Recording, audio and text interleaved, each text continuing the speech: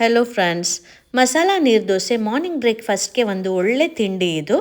ದೋಸೆ ಅಕ್ಕಿನ ನೀವು over night soak ಮಾಡ್ಕೊಳ್ಳಿ. ಸೋಕ್ ಮಾಡಿಕೊಂಡು ಇದನ್ನು ಗ್ರೈಂಡ್ ಮಾಡಬೇಕು.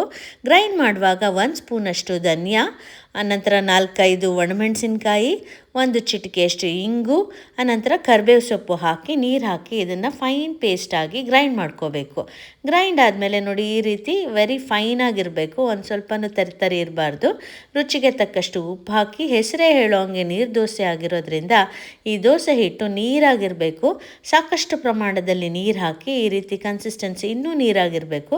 ಇದಕ್ಕೆ ಇನ್ನೂ ಸ್ವಲ್ಪ 1 ಲೋಟದಷ್ಟು ನೀರು ಹಾಕಿದಾಗ ನೀರು ದೋಸೆ ಹಿಟ್ಟು ರೆಡಿಯಾಗಿರುತ್ತೆ. ಇದನ್ನು ನೀವು ಕಾದಂತಹ ಕಾವಲಿ ಮೇಲೆ ಸ್ವಲ್ಪ ಎಣ್ಣೆ ಉಜ್ಜಿಬಿಟ್ಟು ಈ ಹಿಟ್ಟನ್ನು ಚೆಲ್ಲಬೇಕು. ತವಾ ಮೇಲೆ ಚೆಲ್ಬಿಟ್ಟು ಇದನ್ನು ಒಂದು ತಟ್ಟೆನ ಮುಚ್ಚಬೇಕು. ಯಾಕಂದರೆ ಈ ದೋಸೆ ಹಬೆನಲ್ಲೇ ಬೇಯಬೇಕು. ಯಾವುದೇ ಎಣ್ಣೆ ಹಾಕುವಂತಹ ಅವಶ್ಯಕತೆ ಇರೋದಿಲ್ಲ. ಆಯಿಲ್ ಫ್ರೀ ದೋಸೆ ಇದು. ತಿನ್ನೋದಕ್ಕೆ ರುಚಿಯಾಗಿರುತ್ತೆ, ಹೆಲ್ತಿ ಕೂಡ, ಮಾಡೋದು ಈಸಿ. ಟ್ರೈ ಮಾಡಿ ನೋಡಿ ಈ ರೀತಿ ಮಸಾಲ ನೀರು ದೋಸೆನ. ನಿಮಗೆ ನನ್ನ ಈ ರೆಸಿಪಿ ಇಷ್ಟ ಆದರೆ ಲೈಕ್ ಮಾಡಿ, ಶೇರ್ ಮಾಡಿ, ಸಬ್ಸ್ಕ್ರೈಬ್ ಮಾಡಿ.